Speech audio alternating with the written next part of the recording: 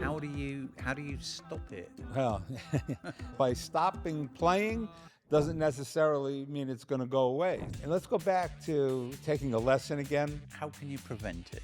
You know this audience, these tennis players, and we love our mini warm-up for 5 minutes. If there was only one warm-up exercise we were going to do, just the one. I'm not giving you that, okay? Because it's not about that. You can't cheat. I stood on a tennis ball, and luckily I stood right on top of it. I swear, Gary, I could feel my ankle pulling itself back automatically because I'd done all of the warm-up beforehand. But these things don't necessarily go all the way to the brain. It just goes to the spinal cord. Okay, that's how quickly nerves fire. Welcome to GV Gems, episode 2, where we focus on the lifetime sport of tennis. My name is Steve Masterson from Nobol, and I'm here with Gary Vitti, the legendary former head athletic trainer for the LA Lakers.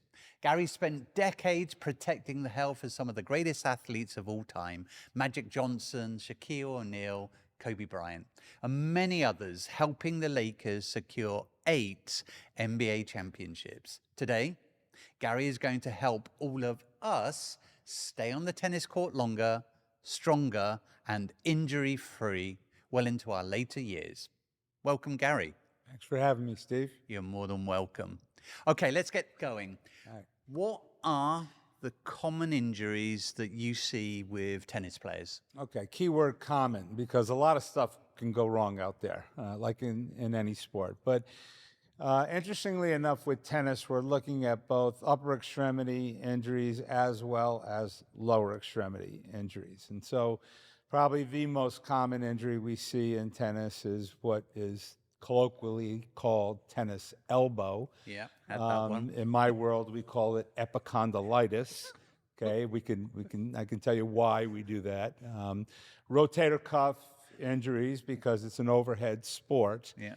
Okay, and then as far as lower extremity stuff, we're looking at Achilles tendon issues. Had that. Okay, as well as some knee injuries, like inflammatory things like patella tendonitis. Maybe an ACL here and there, but probably not as common as in other sports. And something that's really particular to tennis is calf strains. Okay. And we can get very specific about that as well. Okay, so the most common injury, if you play tennis at some stage, usually at the beginning of your career, you're going to get tennis elbow. Yeah. So let's start with, what's the big word for tennis elbow? Epicondylitis, and that's why they call it tennis elbow, because nobody wants to call it epicondylitis. Okay, but if we have to document an injury report, we're not going to put tennis elbow, we're going to put epicondylitis. And the reason why it's called that is whenever you have itis on the end of a word, I think people know it means inflammation of. So you have tonsillitis, it's inflammation of your tonsils, appendicitis, inflammation of your appendix, etc. And so epicondylitis, as you've probably already figured out, is the inflammation of the epicondyles, okay? And so the epicondyles are the bony prominences up here in your elbow, that the muscles that control your forearm, your wrist, and your hand, okay, they attach up here. So when we're talking about muscles, okay, we talk about origin, where they start, and then insertion, where they end up.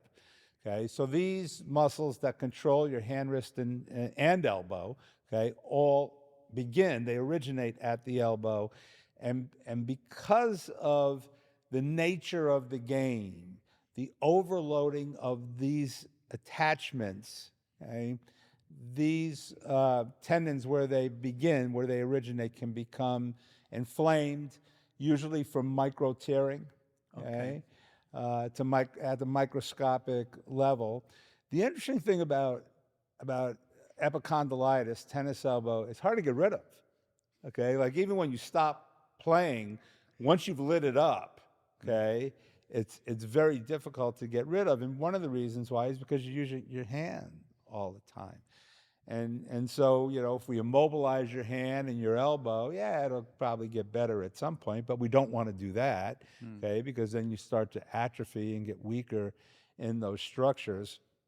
And so The key, with epicondylitis is to prevent it, okay? Because once you have it, it's very difficult to get rid of. And not just specific to tennis, but, just popped in my brain. A lot of swimmers Yeah. get it, okay? It's kind of the same reason. Yeah, I hear painters get Painters, it. yeah. Yeah. If you're swinging a hammer, Yeah. if you're a finished carpenter, maybe not so much, but if you're a roofer or a framer, and it's not just the swinging of it, it's the gripping, constant gripping. Okay, when we do know with the human body that if you're doing the same thing over and over and over again, at some point you're going to create some sort of a compensation, and the compensation is going to create a dysfunction. So excessive gripping is going to make you compensate for that. The compensation is going to create a dysfunction. The dysfunction is the epicondylitis. Okay. And why do you get it? Why do you get tennis elbow? So you're just using it. How do you stop it? Well, okay, like I said, stopping it is difficult, because by stopping playing doesn't necessarily mean it's going to go away. So the most important thing is to prevent it to begin with. So the cause, once again, this constant gripping, okay, and because those muscles begin here, when you grip here, it loads here. Now you start introducing other things into the game. Let's say poor technique. So you're not hitting the ball in the sweet spot of the racket, which creates vibration of the racket, okay? And that load's going to go up the kinetic chain and into the elbow and have it inflamed. Maybe you're trying to hit the ball in the sweet spot, but you don't have a very good racket, okay? You're probably old enough to remember Jimmy Connors playing, and he used to have the T2000 had a lot of whip in that racket, right? There's a lot of movement with the racket, so much so that he was one of the few guys that could play with it, because you really needed to hit the ball perfectly, okay, for the racket to work. If you were off, the ball was flying all over the place and at a high rate of speed because of the whip of the racket. So to some extent, it's the equipment, okay? It's your mechanics, if you can get it, if you can prevent it, maybe one of the best ways to prevent it is take some good tennis lessons. Okay. With a good tennis pro that understands the mechanics, okay? Foot mechanics and stroke mechanics.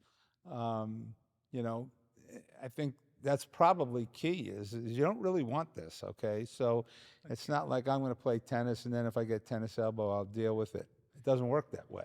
Okay, Gary, thanks for that. So in summary, take a tennis lesson from a coach, because they're going to help you to get the right form. They're also going to help you to make sure you have the right equipment. So if that's tennis elbow, which is the common one, let's talk about the rotator cuff.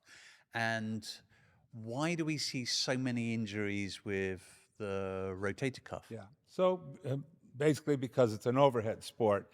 And so where the cuff really comes into, becomes susceptible is mostly in serving, okay?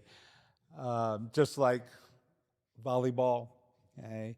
Baseball pitching. And probably, and let's go back to taking a lesson again, that if you hit the ball basically too far behind you, which is the same thing in volleyball and the same thing with pitching, where your power is here, not back here.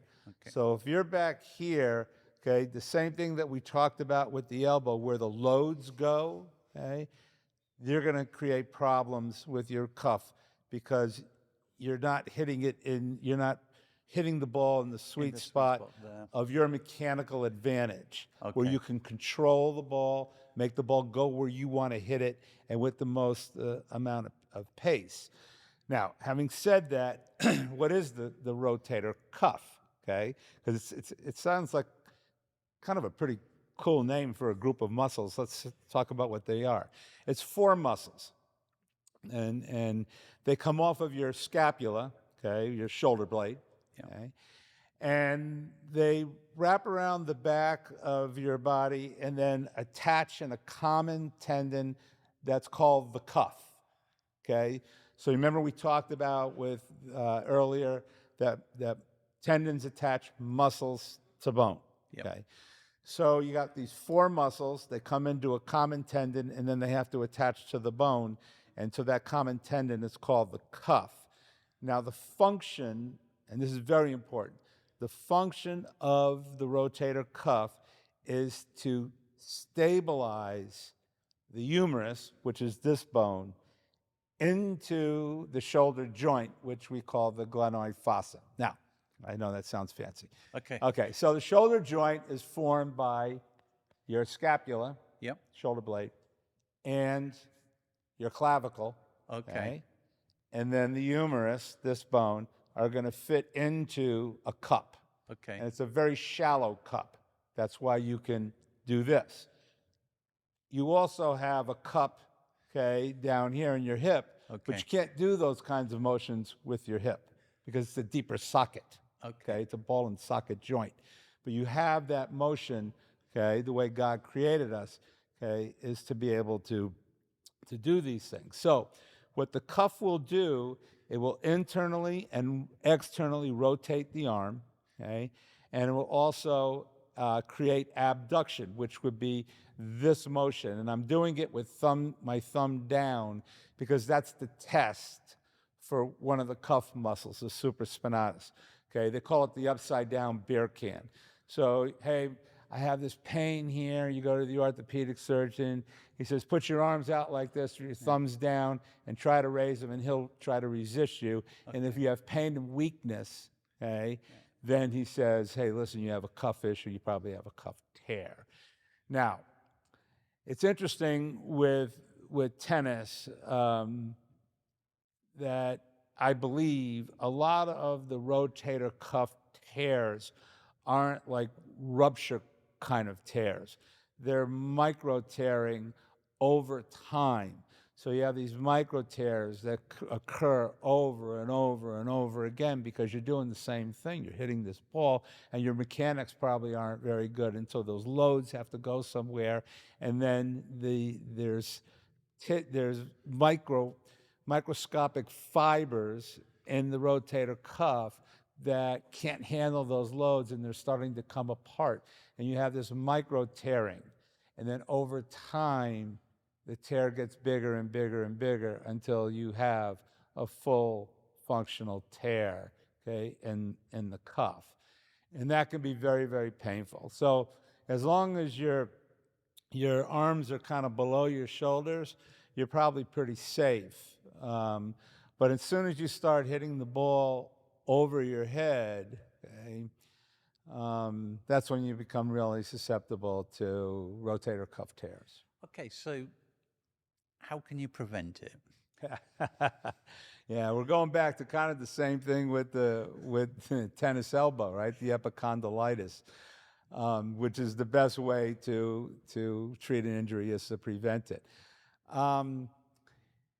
I always think that as soon as you're starting to feel some sort of shoulder discomfort, okay, instead of the first trip being to your orthopedic surgeon, go to your tennis pro. Okay. Okay, because you're probably hitting the ball wrong. Okay. And if you have a tennis pro that is really good with stroke mechanics, he can correct it, and then the load will go where it's supposed to go in the kinetic chain. Okay. Okay, do you remember us talking a while back about kinetic chain? Yeah. Do we need to go over it again? No, that's good. Okay, Gary, we've talked a lot about the upper body. We've talked a lot about tennis elbow, rotator cuff, which is great. But you know, for me personally, I have a challenge with my Achilles. Is that from tennis? Do you think? It could be, yeah. I mean, so, we talked about upper extremity injuries, but in order for you to be able to hit a tennis ball, you have to generate power from the lower extremity through your pelvis to the upper extremity. Okay? So we start at the beginning of the kinetic chain, which would be the foot hitting the ground, the heel hitting the ground, and then going into the mid stance where your arch collapses.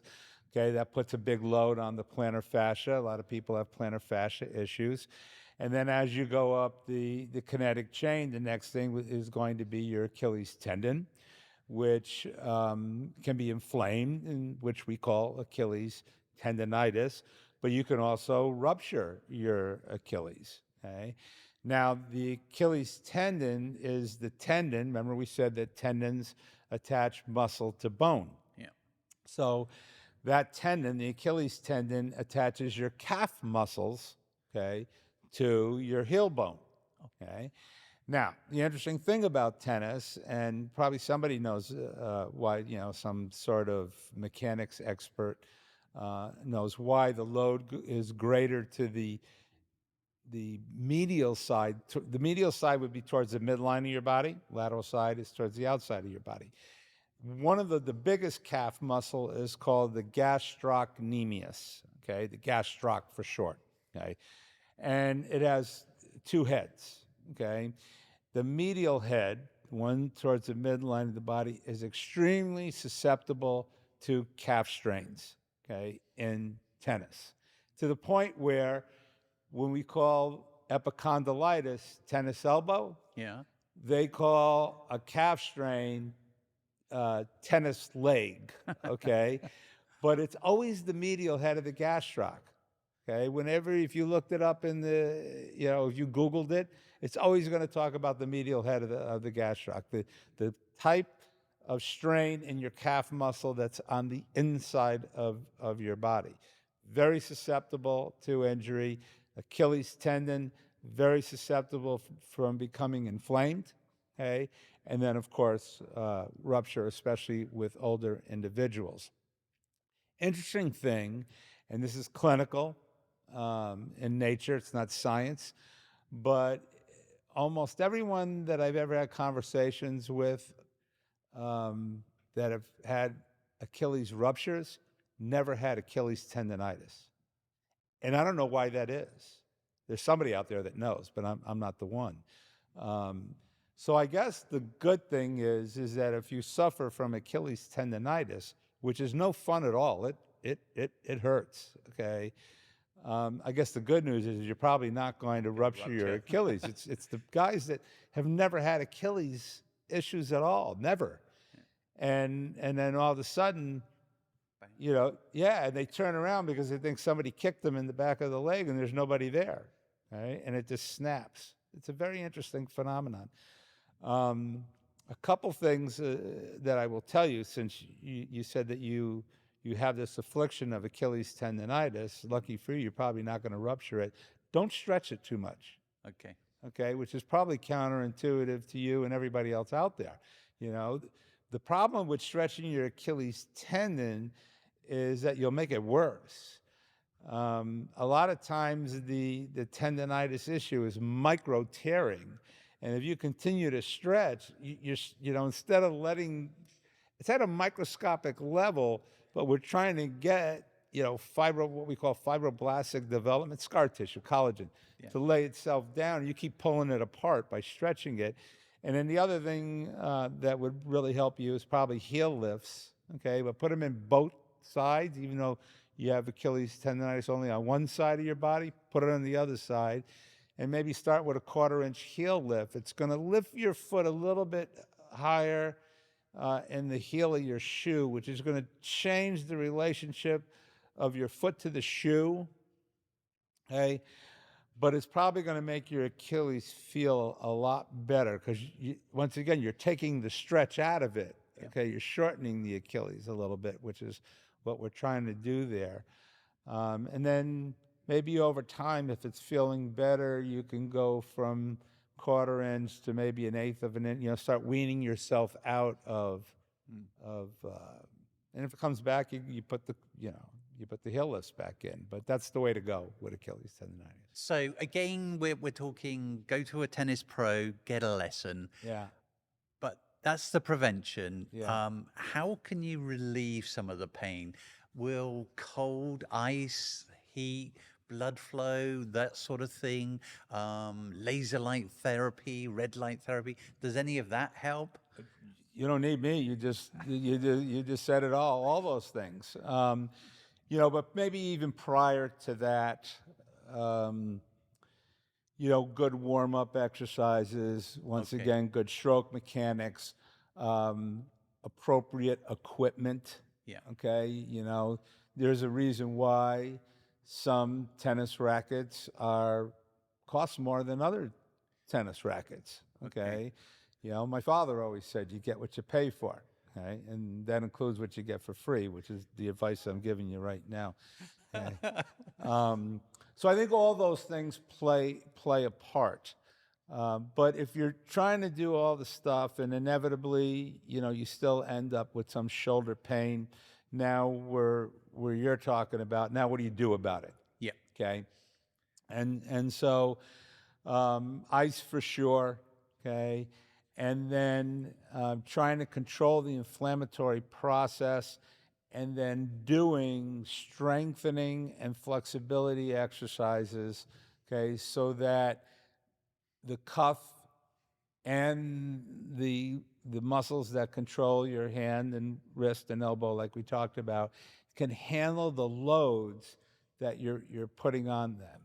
And then I think at that point, if you're there, it probably behooves you to get a prescription for physical therapy and get a physical therapist that's knowledgeable about the mechanics of tennis and knows that there are muscle groups that are prone to tightness, and there's other muscle groups that are prone to weakness. Okay. So muscle groups that are prone to tightness aren't going to be weak, okay?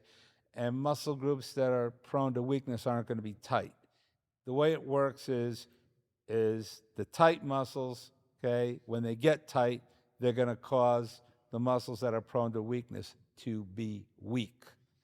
So if you can look at it logically like that, when you start your physical therapy, then the start is releasing those tight muscles, Yep.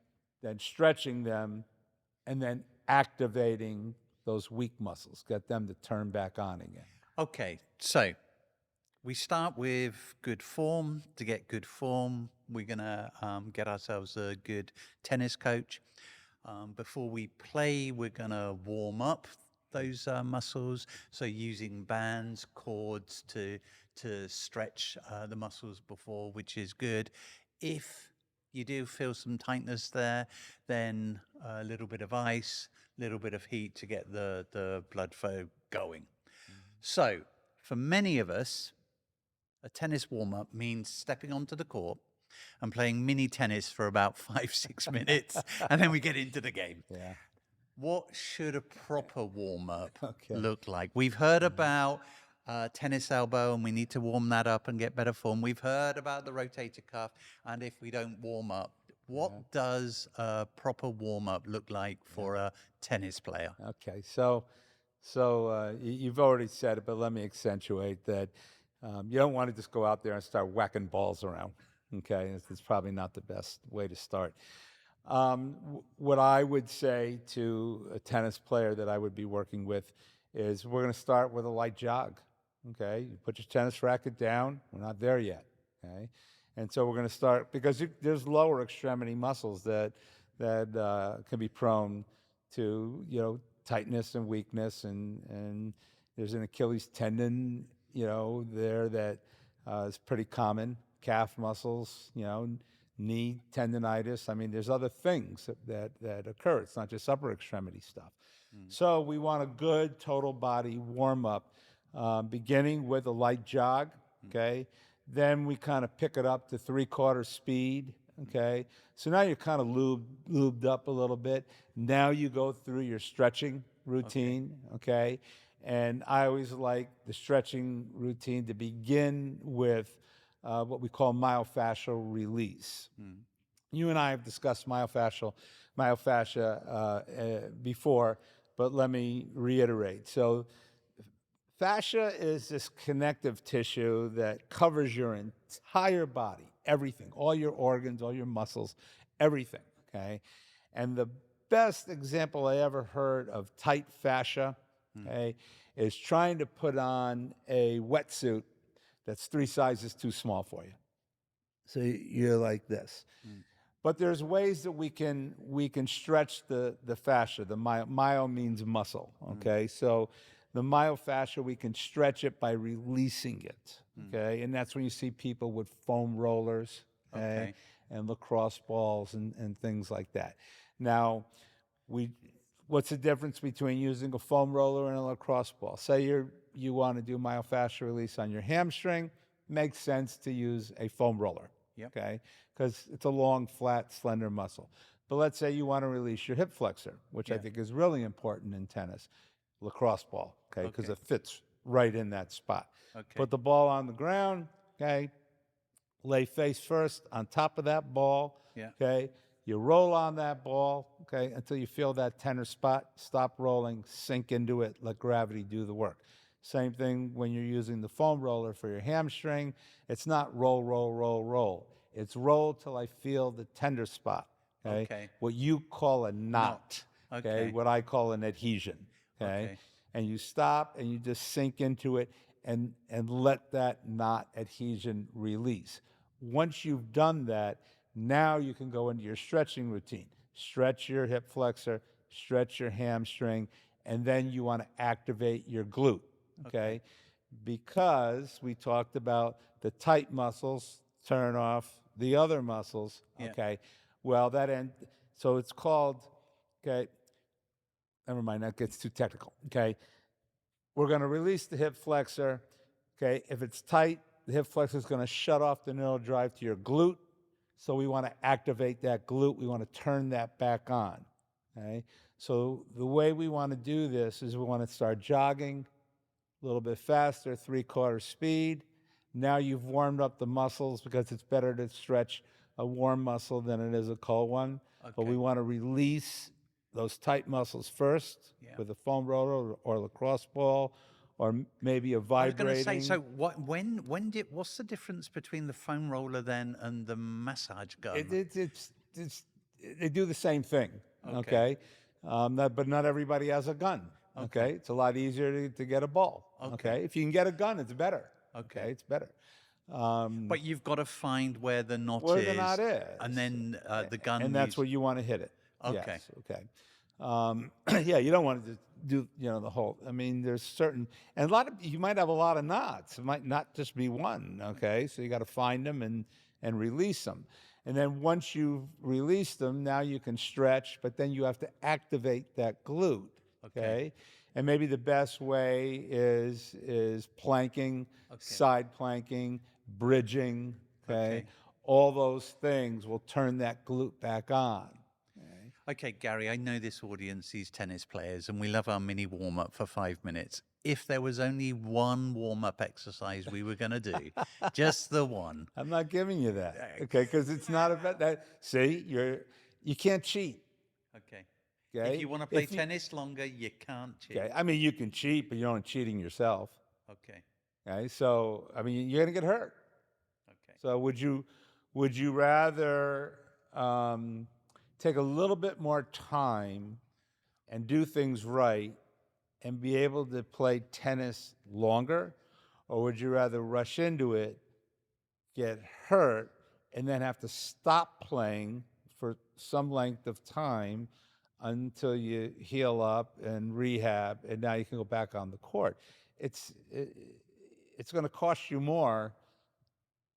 It seems like a good idea to get out there and play, and I know you're chomping at the bit, okay?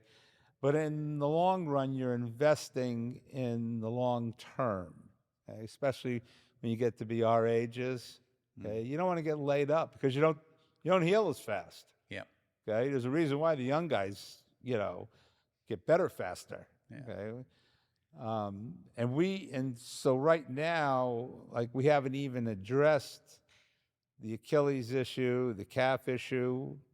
We can even start at the foot at one point.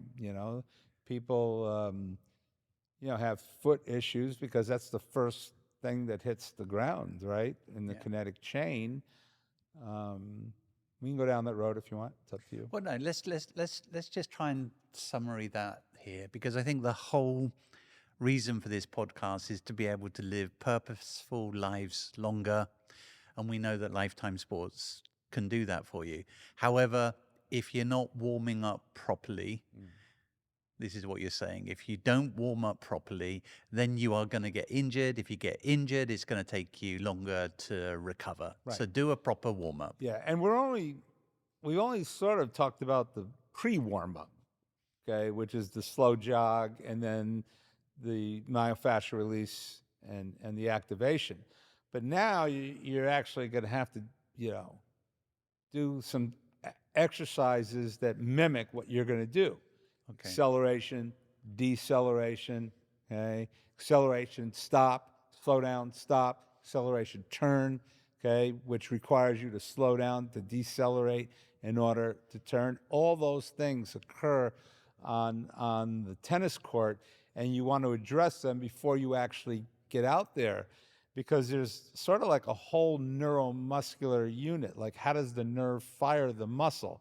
It fires it in patterns, okay, in muscle groups, okay? So before you actually put a racket in your hand and start going out there and accelerating and decelerating in an uncontrolled manner, because you don't know where the ball is going to go till the other guy hits it, okay? You want to do some of these exercises to at least turn on those neuromuscular units, so they're not a complete surprise. Oh my God, the body just wants me to do this, and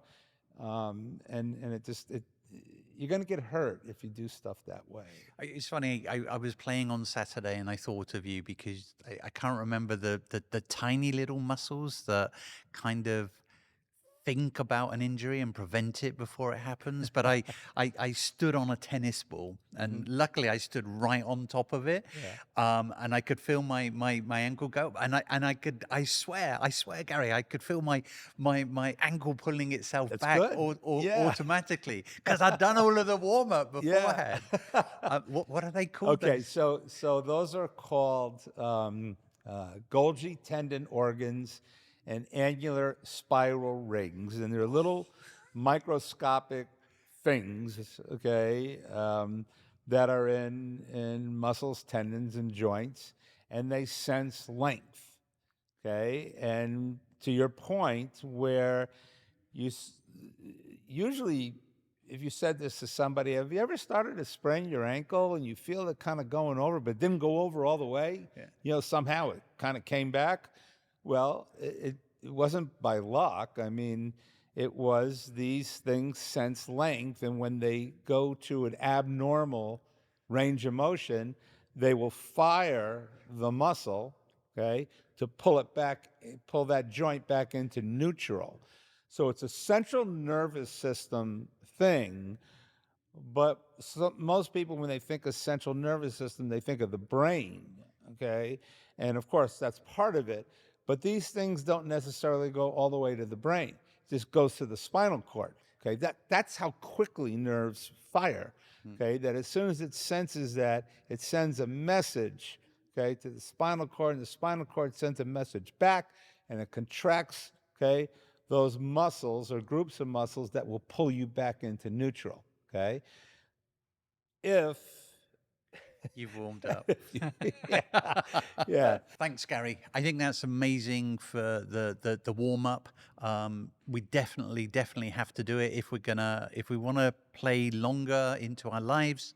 Then we've got to do a better warm up. The opposite end now. If we're going to cool down after we've played a great match, rather than just talking about the down the line shot, what should we be doing for a better cool down? Yeah, I mean, I think the first reaction is to finish your match and then go and sit down. Okay, you would be doing yourself a big favor if you walked around a bit. Okay. And there's a reason for it, because you've dilated all these vessels, okay, to bring blood flow to the muscles that you're trying to contract, to bring oxygen to the tissue, okay? And so you have to give the body a chance to slow down, okay? Because if those blood vessels are still dilated, there's still blood flow simply from your blood pressure that's going to the extremities, but you're not using it. So it's pooling in your extremities. Now, most people think that muscle soreness comes from lactic acid. That's old school thinking. That's not it. It's from micro tearing, okay? But that doesn't mean that there isn't something that's called lactic acid that's a byproduct of exercise, okay? And it can create damage. There's other things that can, free radicals that can create damage to tissue, okay, healthy tissue at the cellular level, okay? So just like you warmed up, you want to cool down, okay? So maybe walking around a little bit before you just sat down, okay? And then, once you've caught your breath and now you feel pretty good, first and foremost, hydration, okay? You really got to get hydrated. And then if you're in a really hot and humid environment, okay, maybe an ice towel, okay, and then if you have body parts that after you play, get sore, okay, probably a pretty good idea to put an ice bag on those. There are people out there now that said don't use ice anymore. I'm not one of those. I think there's a time and a place, and that's probably the time and the place. Okay, Cool down. yeah. Well, one of the things that happens is it slows down the metabolism of cells. Okay, especially around the sites that you've maybe damaged by playing. Okay, so when you go out there and play, you may not have had like a major injury, but you might have tweaked this or tweaked that, but not enough to stop you from playing, but enough to make you sore over the next couple of days. Okay. And so sometimes our body will have a little defensive mechanism where it'll slow blood flow down to that area. Okay. And so as a result, we have cellular death that's from what we call hypoxia, because they slowed the blood flow down. The cells didn't get the oxygen, healthy cells didn't get the oxygen that they needed. And so if you put an ice bag on that area, it slows the metabolism down of those cells so they don't need as Much. you have less cellular death. Okay. By, Okay, so in summary then, if we're going to cool down, it literally is a cool down.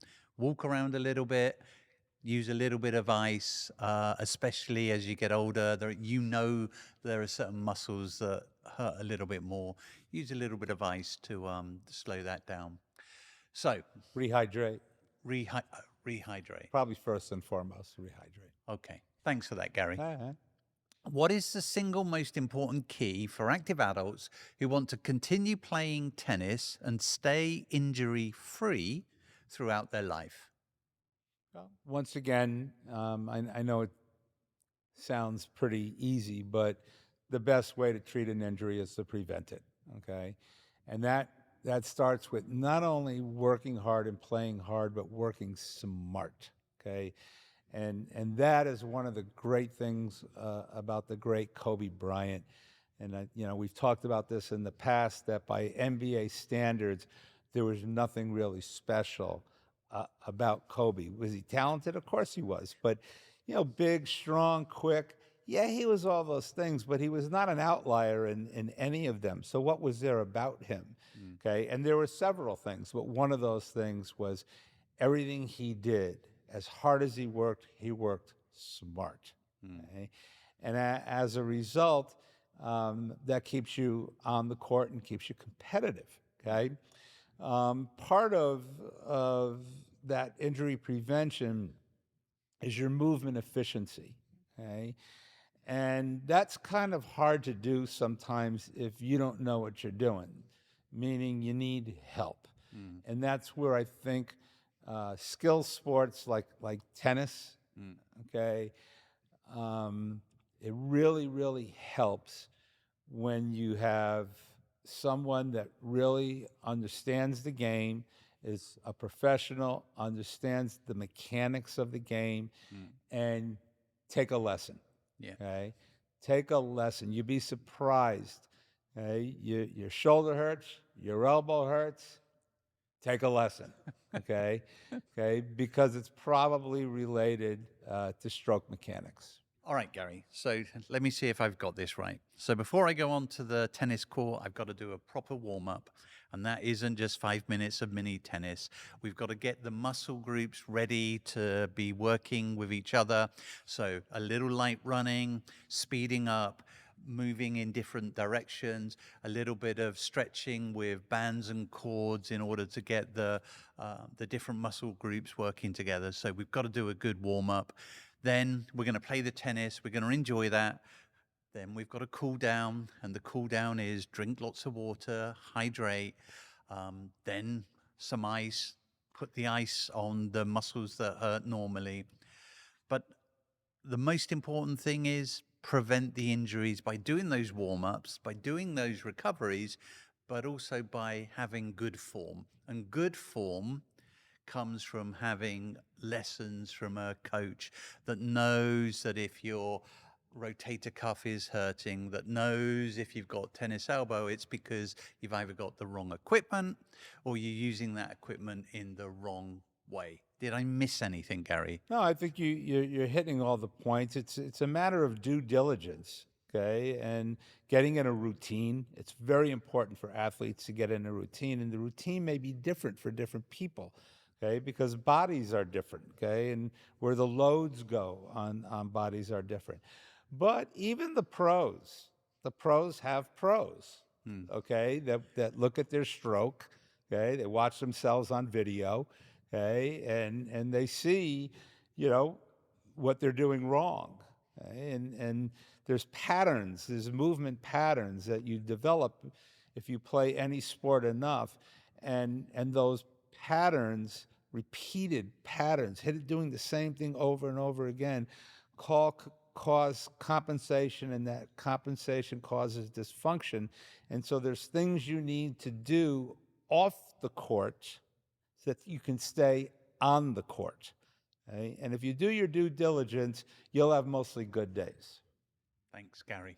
Thanks a lot. So thank you for watching GV Gems episode 2, which was all about tennis. Next episode, we're going to focus on a completely different lifetime sport, golf. Until then, my name is Steve Masterson, his name is Gary Vitti, and this was GV Gems.